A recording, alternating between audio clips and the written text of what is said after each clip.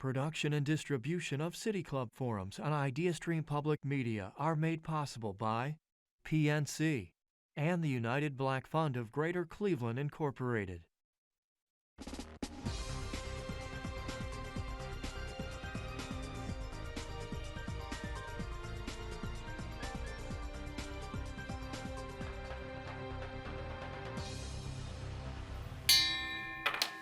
Hello and welcome to the City Club of Cleveland, where we're devoted to conversations of consequence that help democracy thrive. Today is Friday, April 21st. I'm Dan Moulthrop, I'm Chief Executive here, and I'm the moderator for today's dialogue. 2 years ago, Secretary of State Antony Blinken appointed Ambassador Gina Abercrombie-Winstanley as the Chief Diversity and Inclusion Officer for the Department of State. She's the first person to hold the role, and when she took the role, she knew there was a great deal of work to do. A 2020 report from the Government Accountability Office revealed discernible differences in promotion outcomes for racial and ethnic minorities as compared to their white counterparts. Women and racial and ethnic minorities held only a small percentage of executive roles. In an internal survey of State Department employees, 44% of respondents reported experiencing discrimination, and 27% reported harassment. That report was a snapshot of the State Department just 3 years ago. Now, there's a certain irony here that the Cabinet Department tasked with building bridges and forging connections with non-white cultures around the globe should have such significant internal challenges with diversity. But of course, on another level, this isn't surprising. The State Department was the first department of the executive branch to be established. Thomas Jefferson was the first Secretary of State. And following him, there would be a 200-year string of white men in the role until Madeleine Albright took the post in 1997. She was succeeded by Colin Powell and Condoleezza Rice, the only individuals of color to hold the office. That's some broad historical context to keep in mind. More specifically, though, is the biography of our guest today, which made her the ideal candidate to serve as the State Department's first Chief Diversity and Inclusion Officer. Ambassador Abercrombie-Winstanley is a career diplomat with more than 3 decades in the State Department, beginning with a stint in the Peace Corps, where she served in Oman. She's been stationed throughout the Middle East, in Baghdad, Jakarta, Cairo, and Saudi Arabia, where she played key roles in diplomacy and national security. In 2012, President Barack Obama nominated her to serve as the U.S. Ambassador to the Republic of Malta, a role she held until 2016. She not only knows the work of the State Department, she knows what it means to be a successful black woman in the State Department. I could go on. She's won awards for her work. She's mentored a number of up-and-coming diplomats. She is in every way extremely impressive. She's also a graduate of Cleveland Heights High School, a good friend of the City Clubs, and a great friend of mine. My friends, please join me in welcoming Ambassador Gina Abercrombie-Winstanley.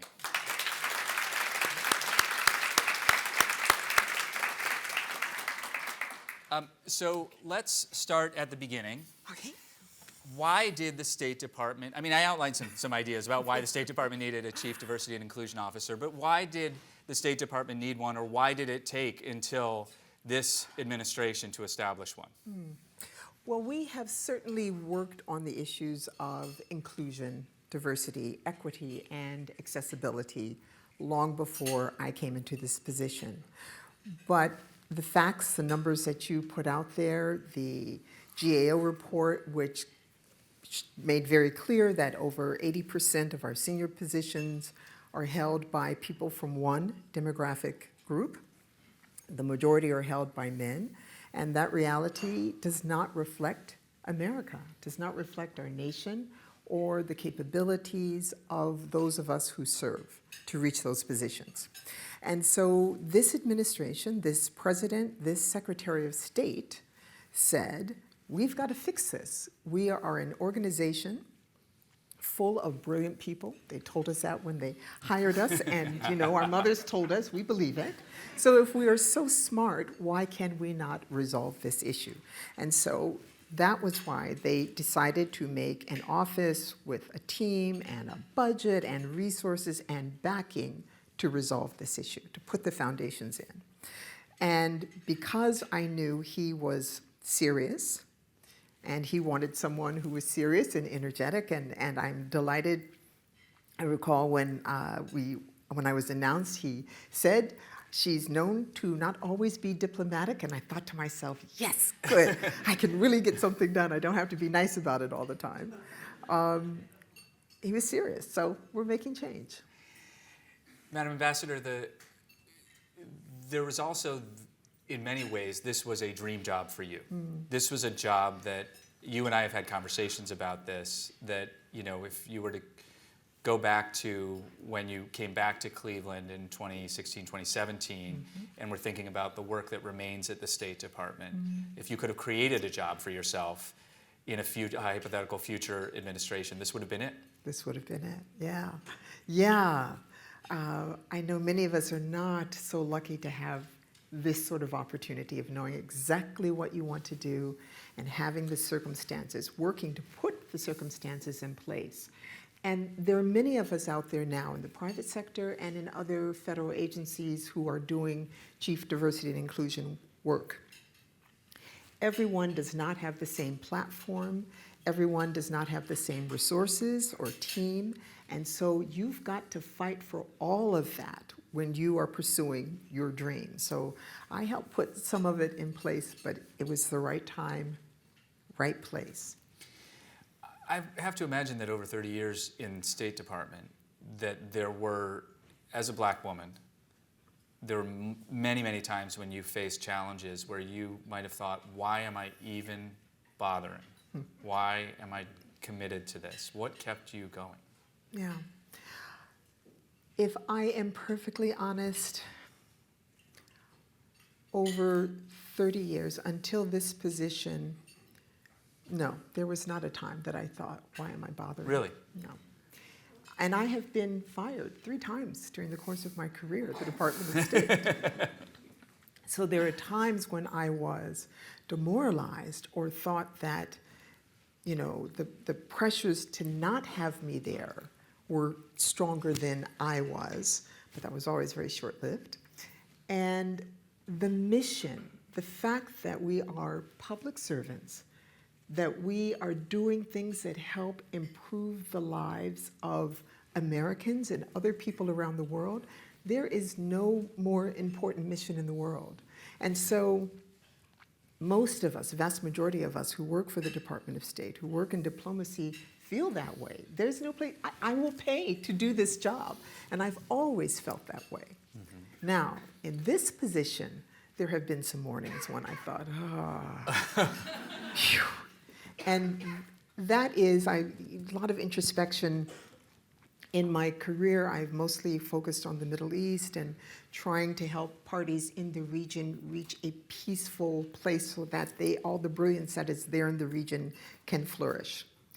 But the reality is, I didn't have skin in that game. I have people I know that are friends that I love, but I don't have personal skin in that game. In this one, I do. So when my colleagues see things that are wrong and or unfair or must be changed, and they still say no, that is demoralizing. And that's happened.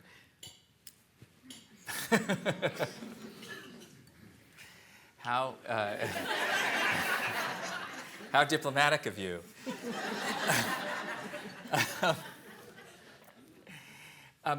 Let's talk about the work. Okay.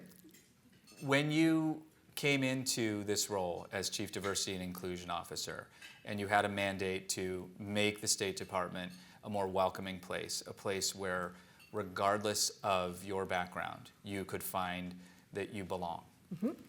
How do you go about doing that inside of a 200-year-old institution? Well, the bad news or the good news, depending on your mood that day, is that there's lots to be done. Right. So there are many different avenues to address, to make change that people can feel. And I remind my team and others who come into my office or email, text, call, somehow get the news to us that, oh my gosh, we're so glad you're here, you're fighting the fight, thank you. So we get a lot of love from the building and outside as well. But People are resistant to change even when they know it needs to be changed. It's hard to do that. And I tell people that it didn't take 2 years, an administration, 50 years to get where we are now, and it's going to take time to move us out of it. That many brilliant, focused, intentional people put in place what we have right now that keeps women, brown people, people with disabilities from being able to meet their full potential. And it's going to take twice that to change it. Okay? So that knowledge you must hold. It took a lot of energy to get here, and it's not going to be easy to undo it. But So how do you undo it? so, step by step, different things that we've done in the last 2 years. Number one, setting up the office, putting a chief diversity officer in place, making sure that it was known that it is a C-suite position, 7th floor in our building, as we say, reporting directly to the secretary. So that sent the signal out to everyone, oh, this matters. The secretary ensured that I sit on the committees that select chief of missions, ambassadors, deputy chiefs of mission, principal officers. Oh, that means you've got the attention of leadership or those who want to be in leadership. So then So people... they gave you the chair at the table. You didn't have to bring the folding chair. I don't know what folding chairs are. No. I like to sit on the table. But again, this, my energy and focus, but the secretary's leadership to put this in place, because it could have been done in previous administrations and was not. So all of that set the stage for people to understand the importance. One of the first things we did was remove our version of what is popularly known as a non-disclosure agreement. This came up during campaigns, and I won't mention any candidates that got a little bit embarrassed by having them, but we were not trying to protect perpetrators. We did not want people to feel like they couldn't talk about what happened to them, or worse, because they didn't talk about it, and it happened to somebody else from the same person, and nobody would know. So people can talk about it. So we did that. We ensured that this burden of increasing inclusion and accessibility and equity and diversity was not just on the shoulders of the people who were fighting the battles, on the shoulders of women, on the shoulders of brown people and black people and people with disabilities or differences of any sort. We made the change so that if you want to be considered for promotion in the Department of State, you must be able to document what you are doing to support diversity, equity, inclusion, and accessibility. This is how you are judged for promotion. So that means my allies, who are not female or minority, are also interested in being able to show I'm doing good work on this. Then we have to make sure that it's clear that the I part is the focus, inclusion. I've had to explain, because many have assumed that as a black woman, I'm only interested in furthering black women professionally. That is not my job. I'm certainly interested in furthering the opportunities for those who are in black and white, clearly underrepresented in our organization. That is women of all sorts, African Americans, and Hispanics. Those are the three groups that are least represented compared to their percentage of the population in our building. So while that might be who I have always at the back of my head, how can I remove barriers for those groups? The inclusion part is for everything. So one of the changes we made in the last year, we have a senior position, many senior positions of course, but Deputy Assistant Secretary is the title of the position. It's senior. You go from that position to being a chief of mission or a principal officer or a DCM. You come from that position and from a dash, you could go out and be an ambassador. So it's a very important stepping stone. As I look through the regulations, and my really important message to everyone in your career, know your system. I looked at the regulations for how DASs are selected, and I've been a DAS. Now, I became a DAS because a friend told me an opening was happening, and I stalked the assistant secretary until he hired me. But I looked at what was written, and in black and white, in this august 200-plus-year-old institution that says it is made up of the best and we're all where we are because of merit only. Merit only. So 83% of senior positions being held by European Americans alone, that's merit, right? 60+% of positions being held by men, even though women are the majority of the population, that's merit. But I found out that deputy assistant secretary positions, in black and white, we wrote, are neither advertised nor competed. Take a moment with that. So, right, you got that job by somebody tapping you on the shoulder, from somebody knowing you, liking you, having worked with you before, or you had the connection to get in for an interview. But the people getting the tap on the shoulder, least likely, were women and minorities.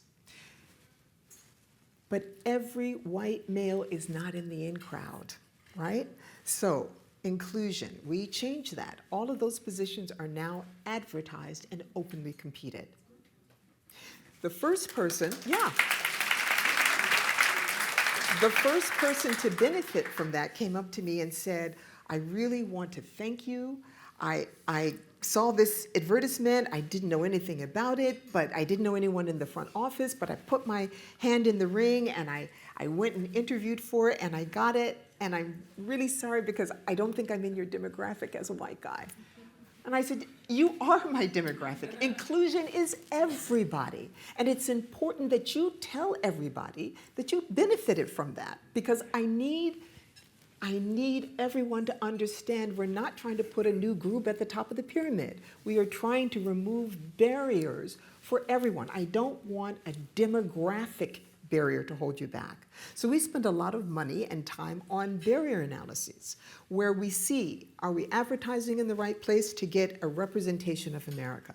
Are we attracting the right people who truly represent America? And are we hiring? And we have found so far that often it's in the hiring where we fall down. At the beginning of the pipeline. At the beginning of the pipeline. So we have increased our outreach to minority-serving institutions.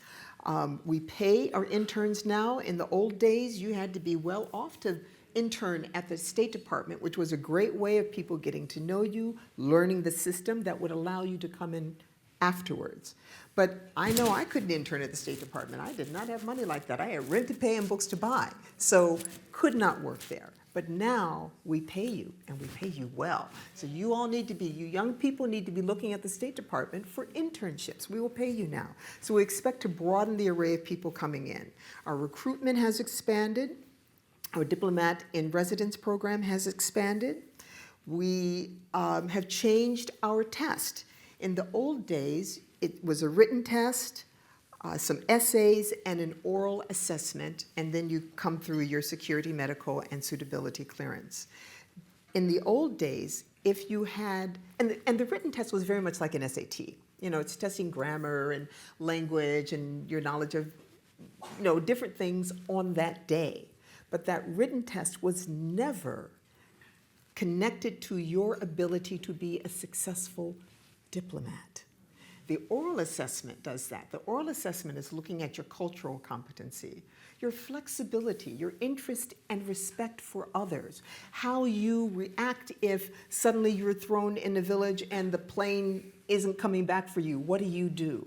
How do you react if some village that's grateful because you have done something for them, either with Agency for International Development or in some cases teaching English as a second language. And one of the questions, because I used to be an examiner, was they have presented you with a freshly killed lamb. What do you do? I say thank you. That's a perfect start. But you can't take it back on an airplane, and it might be their meat for a month for that village, yet you cannot embarrass them by turning them down. So there are different ways of handling that, and these are the sort of questions that you'll get taking the oral assessment. That's checking whether you can really handle living overseas in different cultures. I feel like you've just pulled the veil back for all of us, like to the inner workings. Does Secretary Blinken mind that you are sort of airing the dirty laundry and letting people know that it was dysfunctional and it's trying to become more functional? No, and he did it before I did. So. Uh-huh. And he also said, and we meet every 2 months. We meet and talk through, and he always begins it with, "What have you done for me lately?" So I will put that out there. Yeah. But he said this is part of his legacy and how he expects to be judged, whether successful or not, as to whether this is the beginning of the change, that America is represented by Americans. I want to go back to a couple of things just to clarify. You mentioned non-disclosure agreements a few minutes ago, and we call them confidentiality provisions. Confidentiality provisions. Yes. And what I thought I heard you say was that victims of harassment or discrimination were not allowed to talk about it afterwards. There are some things you still can't talk about, which is in your negotiations, if you find out other things, you cannot talk about that didn't happen to you. But people,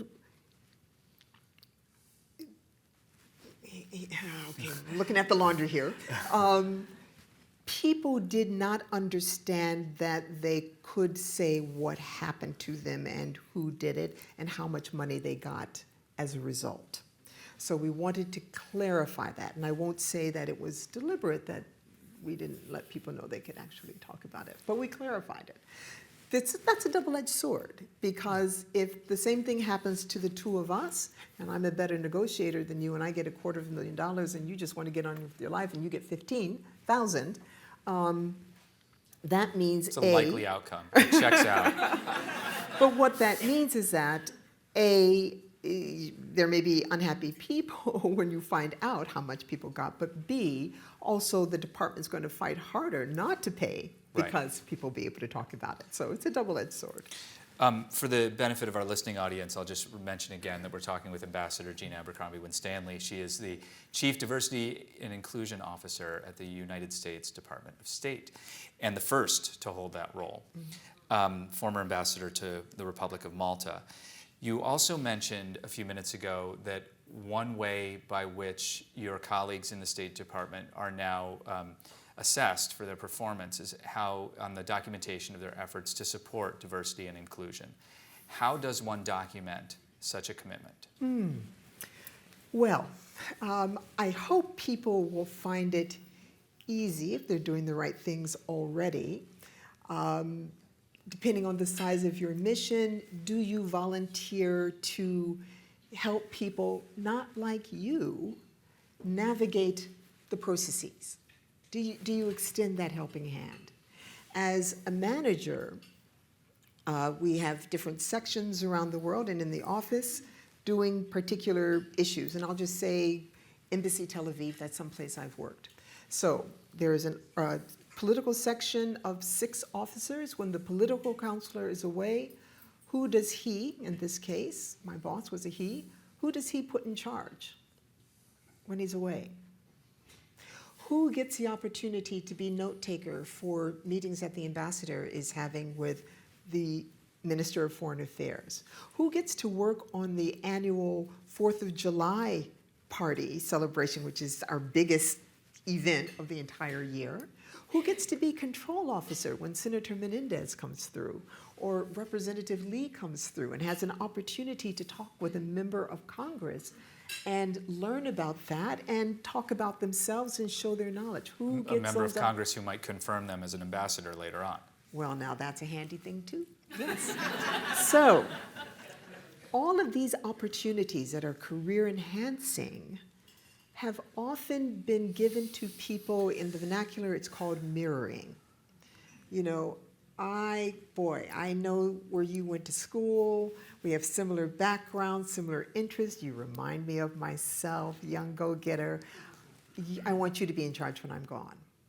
But there may be someone who has a different path, a different look, a different perspective that also needs that opportunity to shine.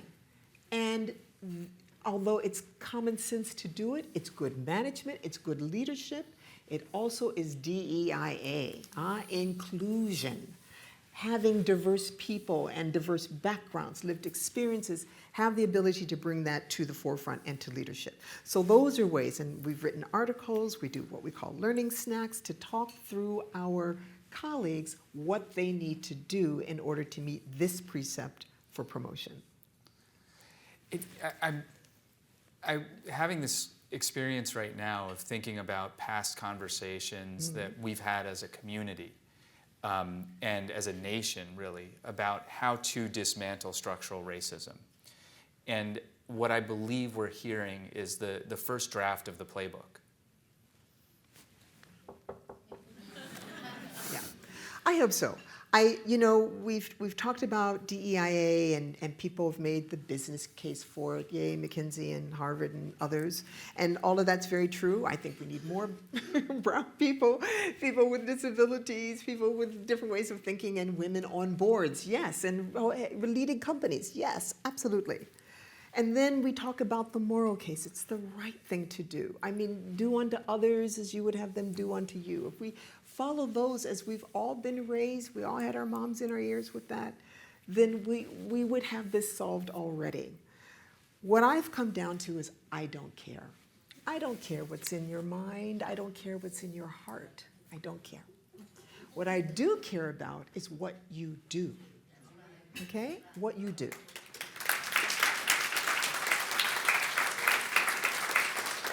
So I urge all of us to think about this like cybersecurity, which we all love, right? We all love changing our passwords and making sure we don't put them on pieces of paper or in our phones. I don't do that. Anyway, for the record, if you think about cybersecurity, you know that it helps you protect your information. It helps you protect your organization. You may not love it. I do not. But I absolutely do it because I know it's expected of me and it is good for the organization. So think about inclusion and accessibility with that in mind. It's good for the organization and it's what we expect. If you want to prosper, it's what we expect. We also added, we were quite shocked, we changed the font and how our official documentation and messages to the secretary and out. I have used the font of Calibri for over 10 years. That is because I am in trifocals. I am half blind.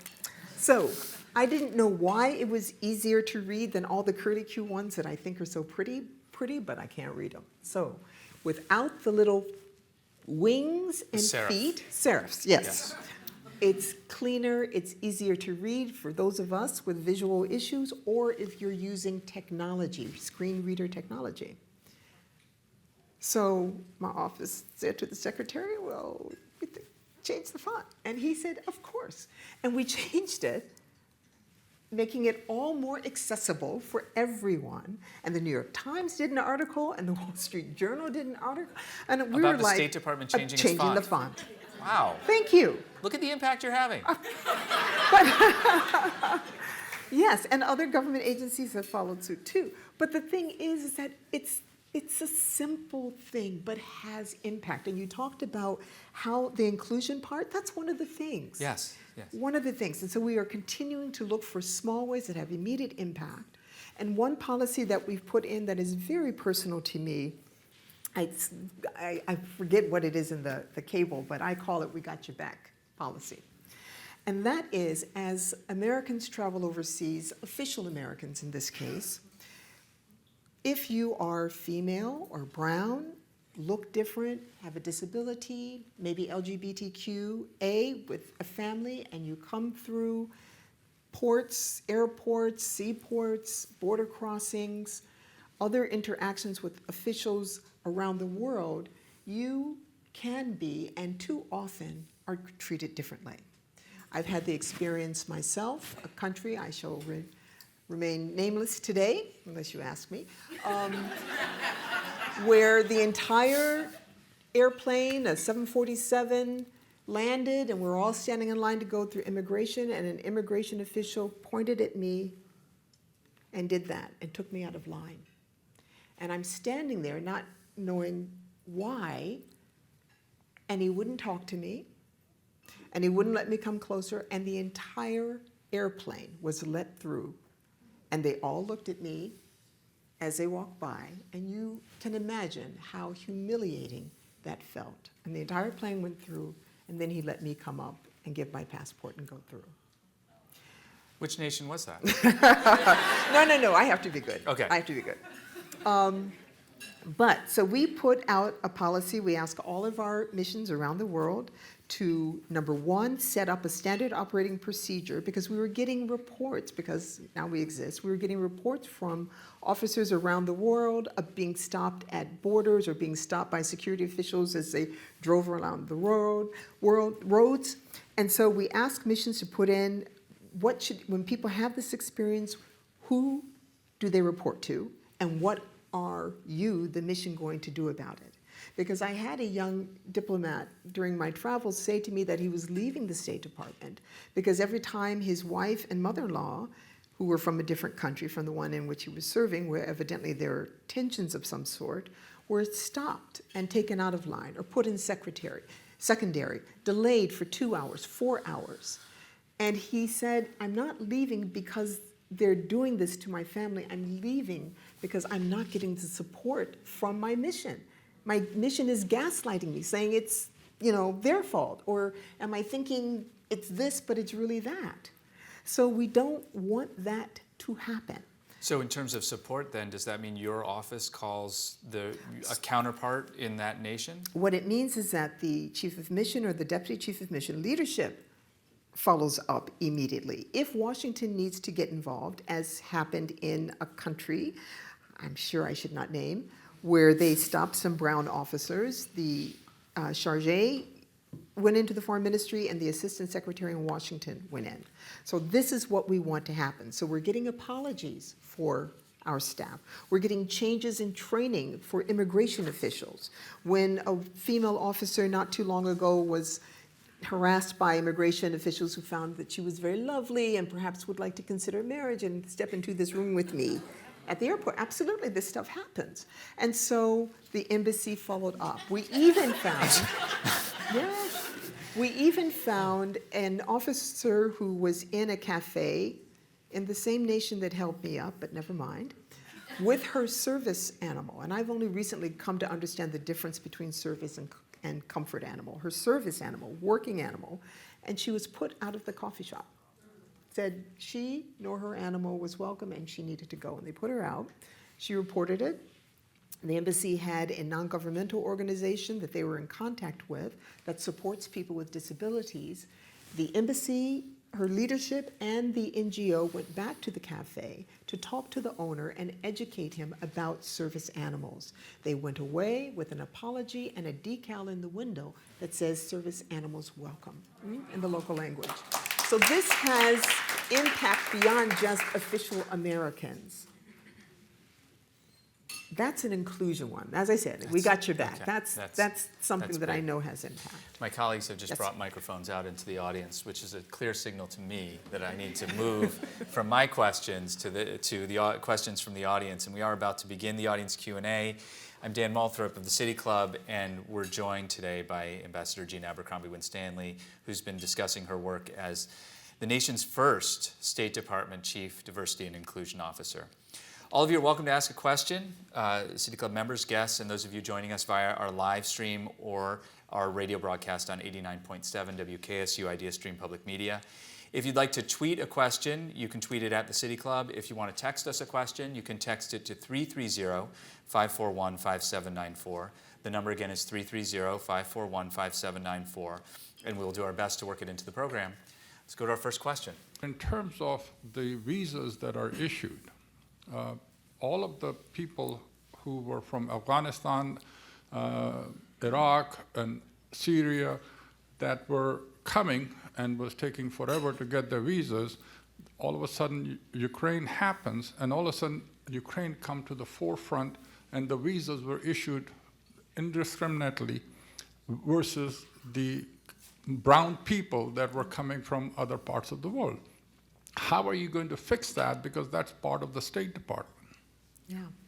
Well, I think the answer is the short one and the one that I started with, which is lived experiences, knowledge, all of that has to be part of our organization. As we make decisions, we're basing it on lots of research, people in the field, people in the department, but I do believe that having a more diverse group of decision makers up and down the organization will bring different thought processes to how we make these decisions. And I hope that answers the question. But it is, we got to fix ourselves internally even as we try and adjust our foreign policy. And it's two sides. There are two executive orders, one for the inside and one for how we deal outside. And so as you may know, we have special representatives for racial equity. Desiree Cormier-Smith is her name, brilliant young woman. And so this kind of discrepancy that you're flagging is something that we have put in place under this administration to look at, to make sure we're not making mistakes or decisions simply on demographic barriers, demographic groups. A lot of Ukraine, there was a lot of discussion about treatment of Africans in Ukraine that came out, disparate treatment, discriminatory treatment. And so we have to have all of this knowledge. And as I said, we didn't get here yesterday, so it's going to take time. Thank you. In your role, are you talking with the Itamari, the State Department in Brazil, or the State Departments in other European countries or elsewhere, and implementing similar policies? And do they have DEI officers as well? Because I think what you're doing could also be very helpful to citizens across the world. Yeah, thank you. Brazil, in fact, was my first overseas trip. And it was an eye-opening trip. Your first overseas trip as CDIO. CDIO, Uh-huh. yeah. I think a lot of Americans don't know and understand the history of Brazil, and I certainly had a crash course just before I went and once I got there. And in fact, I gave an interview while I was there, and the headline was, she can't find any black people.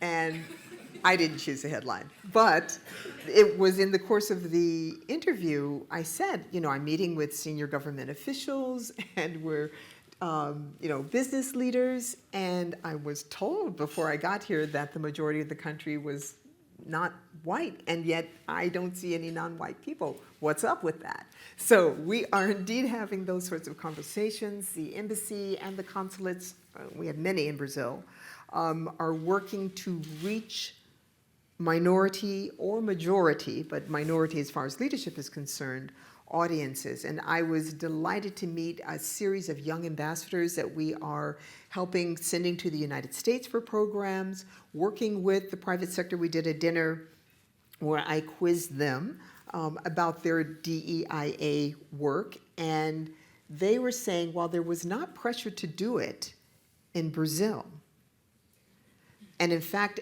after their George Floyd incidents, that in fact the crackdown on black Brazilians was even stronger, that it went absolutely, there was no discussion of the need for change under the previous administration in Brazil, to be sure.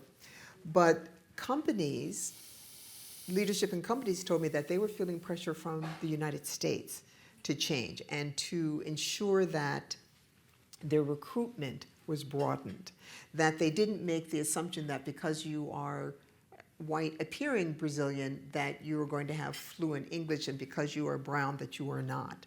So they talked about changes that they're trying to make from pressure from us. So, these are multinational firms.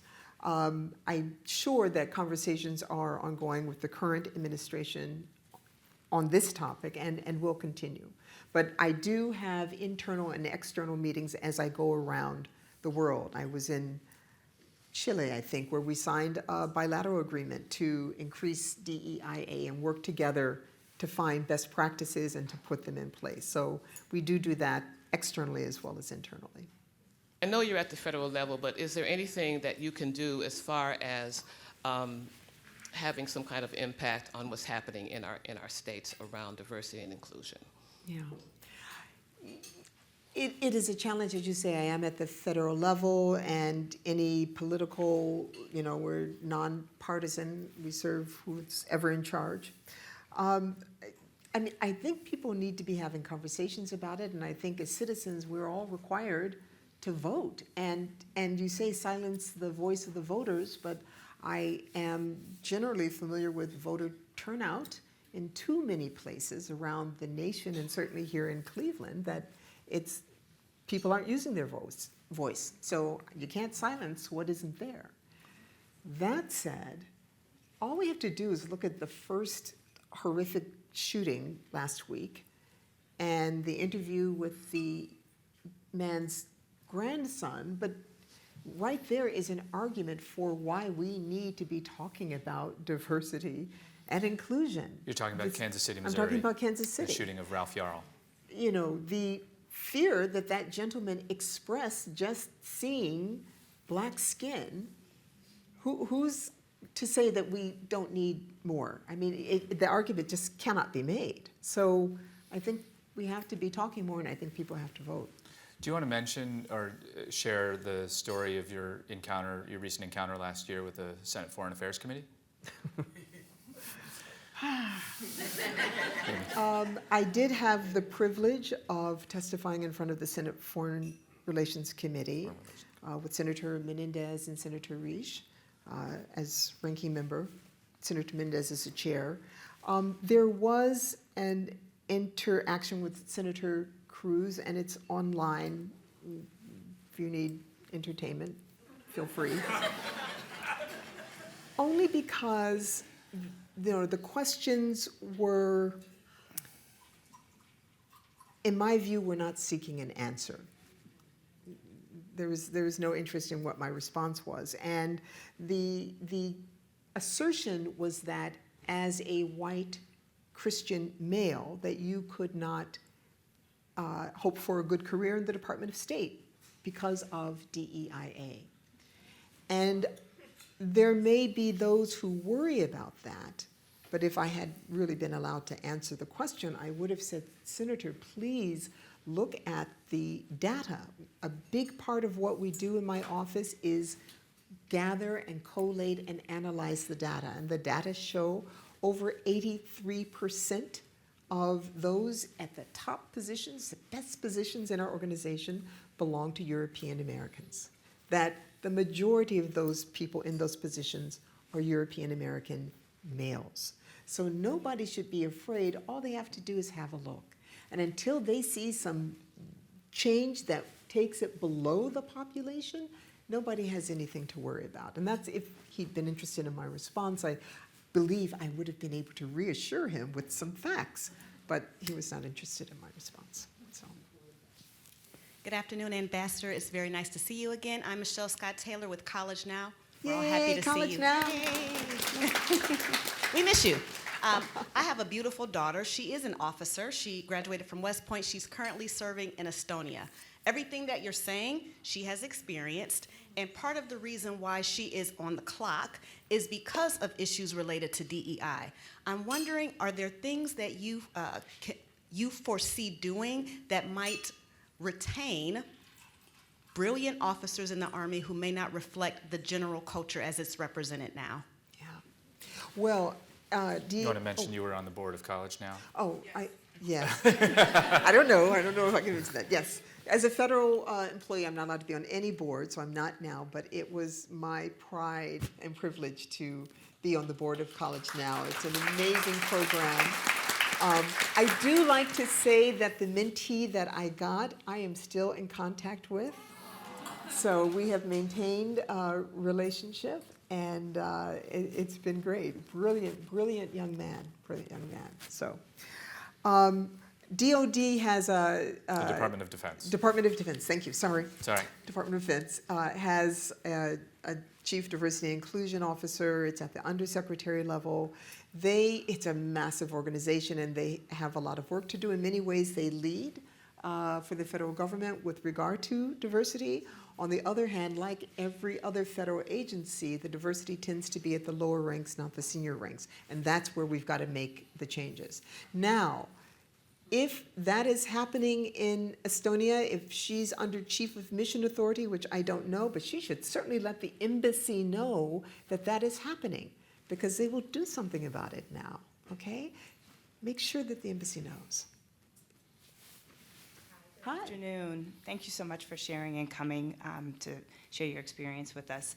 My question is this position in your office, does it serve at the pleasure of the secretary? And is it a permanent position in office, or is it when the next administration comes in that it can be done away with? The question. So I do serve at the pleasure of the secretary, and whoever replaces me will as well. A decision was made at the beginning not to have it Senate confirmable because they wanted someone in place quickly. And as you see, our confirmation system is broken badly.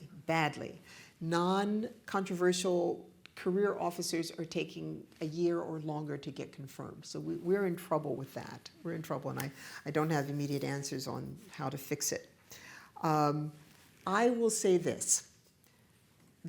The work that we're doing, and as we publicize the work that we're doing, again, inclusion being what we're heading for everybody, that nobody wants to turn the clock back. If you ask anybody in our organization, do we want to go back to the senior positions being chosen this way instead of everyone being able to compete for them, you won't find a single person who says we need to go back.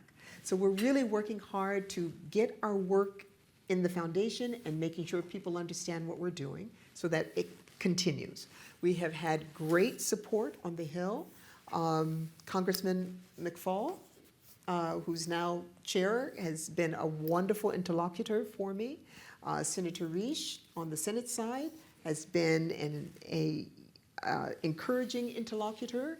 We are answering some questions that he had because I think rightly so. He asked about diversity of place. Is America, all of America being represented, or is it just, the Ivy Leagues and the Washington, D.C. schools? And we do, because I went to one, supply a lot of the Foreign Service because you are exposed to it, you know how to get into an internship, et cetera, et cetera.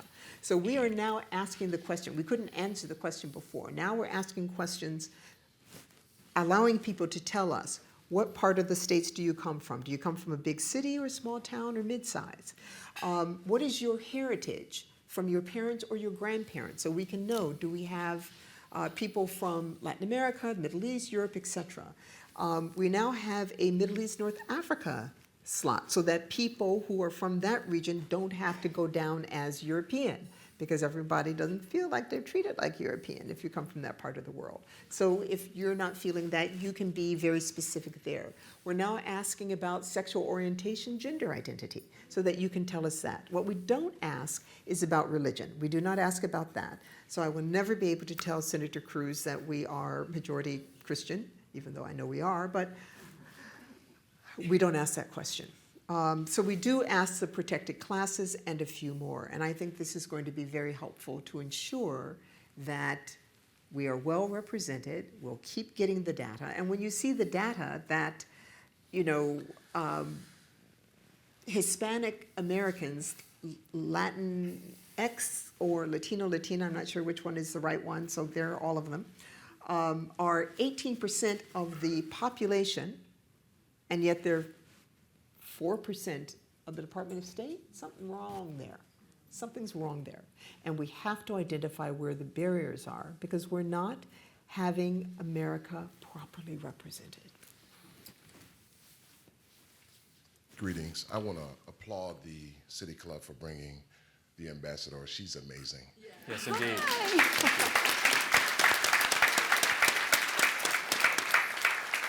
My question has to do with authentic or reliable news sources.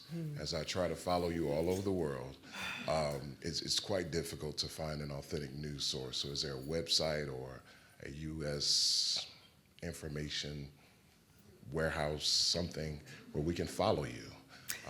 Well, I lost my blue Twitter check yesterday.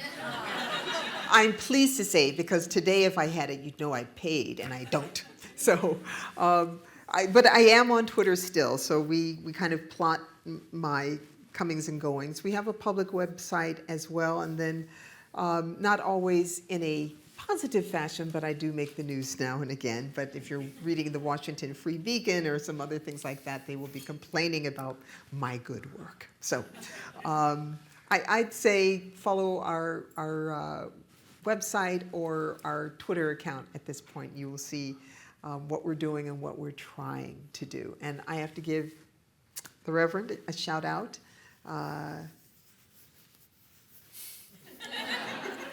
Runs an amazing food bank on the west side of Cleveland that when I can, I volunteer at. And it's an amazing group of people that do it, and yay. So. Thank you. Thank you. Hi, my name is Anaya. I'm a student at Cleveland Heights High School. And I was wondering if there was anything that we as young people, especially those who can't vote, that we can do to help aid diversity and inclusion within our own communities. Yeah, thank you. Yeah, we got to start it from the beginning. Obviously, it really boils down to how we're treating each other, how we're supporting each other. You can do that every single day, and I'm sure that you do. Stay informed, stay aware, don't be afraid to use your voice. I mean, I saw that demonstration of Mr. Yarl's classmates come out, you know, in support of. We have to use our voice in this country. And be prepared to vote as soon as you turn 18, and bring your friends to do so as well. It is so important. It is so important, and we're wasting it. We are wasting it, many of us, by not participating. So, counting on you.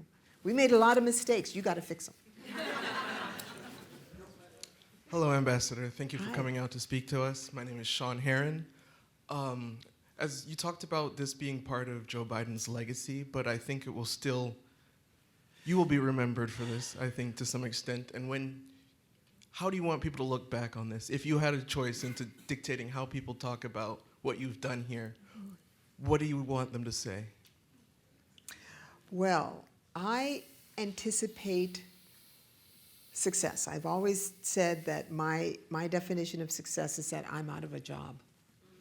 I'm out of a job. I don't know what I want to do, but I want to do something else. I don't want to be needed in this role.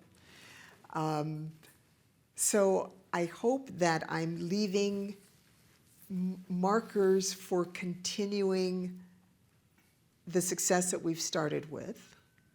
And that I inspire people to keep going. It's worth the effort. It is aggravating and agonizing, and I joke, if you look at my photograph, the first day I started, it was all black hair. Well, that happened to President Obama, too. Yeah, well, it happens to all of them, yeah. So we need you, and we're going to get this done. I do believe that. We're going to get this done. Great. Another question. You talk a lot about like how lived experiences needs to be thought about when you're hiring people to do these jobs. Mm-hmm. So how have your lived experiences, especially like your experience at Heights, Yeah. how did that give you the energy to like push forward in bridging the gap in our society? Yeah, thank you. Well, I mean, Cleveland and Heights High, and I attended Cleveland schools and Shaker schools too. We moved around a lot. Was absolutely foundational to who I am today. My education at Cleveland Heights High was superb. I studied Hebrew in high school. That's how I got to Tel Aviv University as an exchange student, which sparked my interest in the Middle East and led to my ambassadorship in my career today. So I give it to education and educators here in Cleveland and certainly in Cleveland Heights. My experience of being comfortable with people different than myself, because I was still a minority population in Heights at the time that I attended, the amazing array of courses that were available to us as students, I remember Origins of Western Civilizations being one of my favorites. Absolutely sparked my interest and excitement about the world. The ability to go and travel and meet other people and figure out how we're all in this together started here. And so I will always come home here, and I will always try and pay it forward here. And we must all do the same. Ambassador Gina Abercrombie-Winstanley, thank you so much for your work, for helping, if I can kind of quote or echo Langston Hughes for a second here, helping America be a bit more America. Thank you.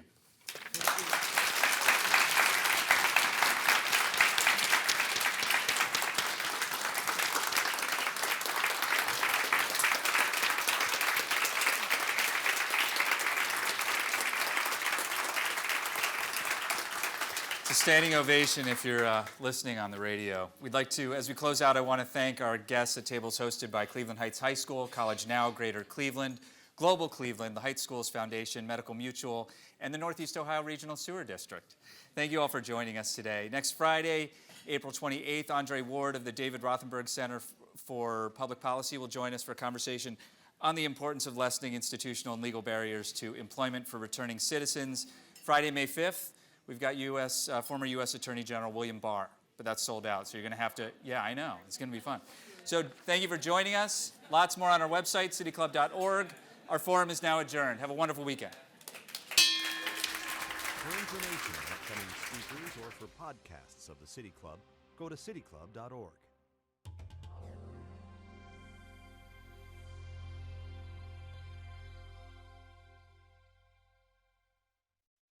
Production and distribution of City Club forums on IdeaStream Public Media are made possible by PNC and the United Black Fund of Greater Cleveland, Incorporated.